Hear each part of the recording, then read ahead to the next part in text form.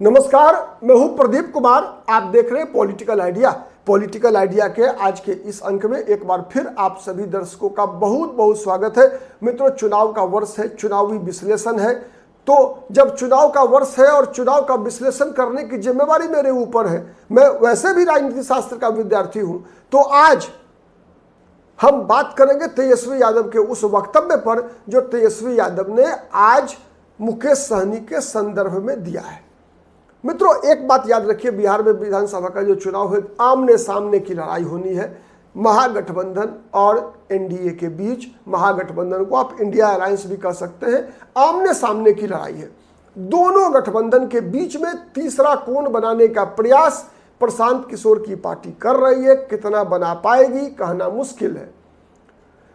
दूसरी तरफ दोनों गठबंधन में कुछ ऐसी गांठें हैं जो कभी भी खुल सकती है और उसका खुलकर बिखर भी सकती है। यदि हम संकेतों में नहीं बल्कि स्पष्ट बात करें तो एनडीए में वो गांठ दिख रही है चिराग पासवान के रूप में, महागठबंधन में वो गांठ दिख रही है मुकेश सहनी के रूप में। इसीलिए आज हम चर्चा मुकेश सहनी की करेंगे। मुकेश सहनी के संदर्भ में तेजस्वी यादव का जो ताजा बयान है उसकी हम एक तरह से विश्लेषण करने का प्रयास करेंगे, जानने का प्रयास करेंगे कि तेजस्वी यादव के इस बयान का मतलब क्या है और इसका असर क्या होगा। तो सबसे पहले हम जानते हैं तेजस्वी यादव से सवाल क्या था। तेजस्वी यादव से पत्रकारों ने पूछा कि भाई, राहुल गांधी ने अररिया में आपके मुख्यमंत्री पद की उम्मीदवारी को घुमा दिया। तो तेजस्वी यादव ने फिर उसको और घुमाया। तेजस्वी यादव ने कहा कि आपको मेरे अलावे कोई दूसरा दिखता है महागठबंधन में सीएम का उम्मीदवार। अब लीजिए, सवाल क्या था, जवाब क्या मिला।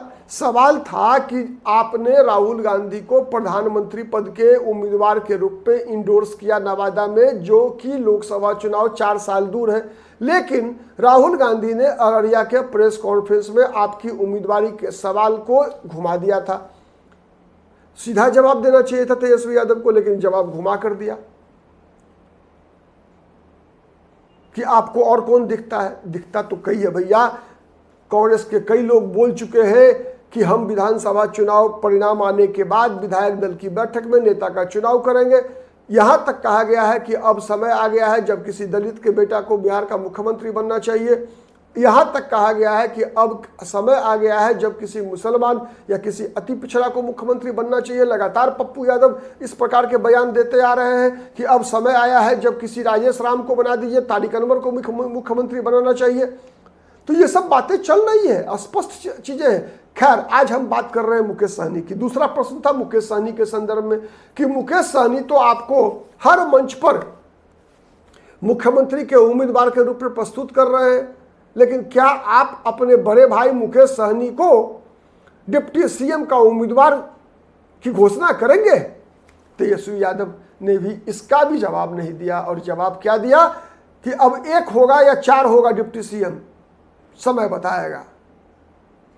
तो मेरा सवाल दूसरा है, और सवाल एक आज आप दर्शक से भी है। चूंकि मेरे चैनल से बहुत सारे मुकेश सहनी के समर्थक जुड़े हुए हैं, तो आज सीधा सवाल मैं आपसे कर रहा हूं। चूंकि मैं तो एक अलग तरीके से सोचता हूं, एक पत्रकार के रूप में, एक राजनीतिक विश्लेषक के रूप में मैं डाटा का एनालिसिस करता हूं, इतिहास का विश्लेषण करता हूं।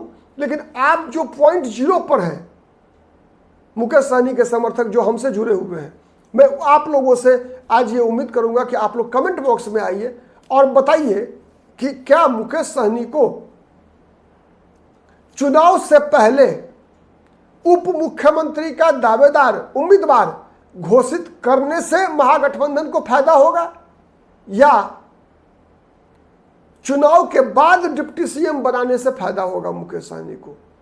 आपसे अपेक्षा है कि आज आप कमेंट बॉक्स में आइए और सैकड़ों हजारों की संख्या में कमेंट कीजिए, ठीक है, कि क्या मुकेश सहनी को मुख्यमंत्री का उप मुख्यमंत्री का उम्मीदवार पहले घोषित करना चाहिए या नहीं।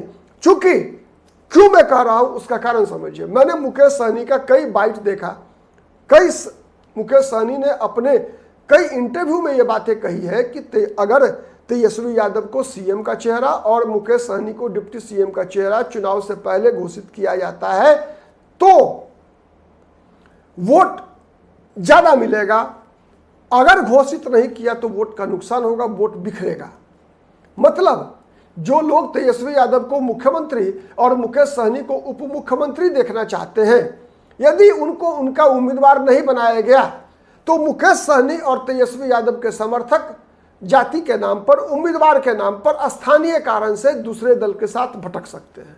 यही कहने का मतलब है, जहां तक मैं समझ पाया हूं मुकेश सहनी को। मुकेश सहनी इस बात का भी इशारा कर रहे थे कि लोकसभा चुनाव में कैसे कई लोकसभा सीटों पर सहनी समाज के लोग ही, निषाद समाज के लोग ही मुकेश सहनी के महागठबंधन में रहते हुए भी बीजेपी को वोट दिया। कैसे 2020 के विधानसभा चुनाव में तेजस्वी यादव के मुख्यमंत्री पद की उम्मीदवारी के बावजूद यादव जाति के लोगों ने कई विधानसभा सीटों पर बीजेपी के उम्मीदवार को वोट दिया। तो इसी बात की तरफ इशारा कर रहे थे कि यदि आप पहले डिप्टी सीएम का उम्मीदवार बना देते हैं तो वो जो वोट कटा, जो बटा, जो बिखरा, वो वोट नहीं कटेगा, ना बिखरेगा, ना बटेगा। तेजस्वी यादव और मुकेश सहनी के नाम पर एक तरफा गिरेगा, जहां तक मैं समझ पाया हूं। मैं समझ पाया ठीक या नहीं, आप दर्शक बताइएगा। ठीक है, तो ये है मुकेश सहनी का स्टैंड और ये रहा तेजस्वी यादव का स्टैंड। अब सवाल ये उठता है कि क्या ये स्टैंड राहुल गांधी को समझ में आती है या नहीं आती है। अब ये हम जानने का प्रयास करते हैं। एक ही वीडियो में आज हम 3 बातें हमने समझने का प्रयास किया। तीसरी बात जो अंतिम है इस वीडियो के लिए, वो मैं समझने का प्रयास करता हूं कि क्यों कांग्रेस पेच फंसा रही है। उसके पीछे का कारण तेजस्वी यादव का ये जवाब है कि हमको एक नहीं 4-4 डिप्टी सीएम बनाना पड़ेगा कि एक बनाना पड़ेगा, ये पता नहीं है, ये तय करना पड़ेगा। और यही वो पेच है जो कांग्रेस फंसा रही है। अब इस पेच का क्या उपाय निकालते हैं महागठबंधन के लोग, देखने वाली बात होगी। क्योंकि तेजस्वी यादव, जो हमारी जानकारी है उसके आधार पर, कई आरजेडी से जुड़े हुए लोग, जो कांग्रेस से जुड़े हुए लोग, जो हमारे संपर्क के लोग हैं जिनसे बातचीत होती है, बातचीत के आधार पर ये निकल कर आ रहा है कि कांग्रेस चाहती है कि एक तो चुनाव से पहले हम उम्मीदवार की घोषणा नहीं करें, मुख्यमंत्री और डिप्टी सीएम का। हम नीतीश विरोधी जो वोट है उस वोट को इकट्ठा करें, उसमें बंटवारा नहीं हो। क्योंकि बंटवारा एक बार हुआ अगर, तो फिर बंटवारा अस्थायी भी हो जाता है।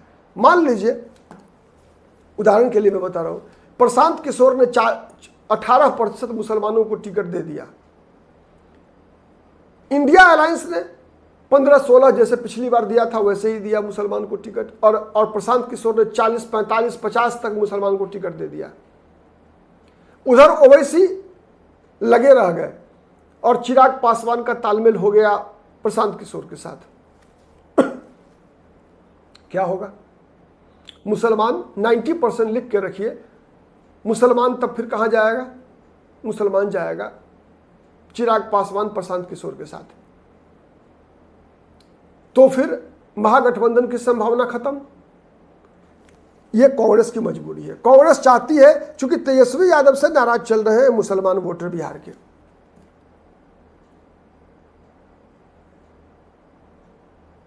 यह कांग्रेस को पता है। कई सर्वे रिपोर्ट्स ऐसे आ रहे हैं, हर रिपोर्ट में आ रहा है कि मुसलमानों ने तय कर लिया है तेजस्वी यादव को हराएंगे।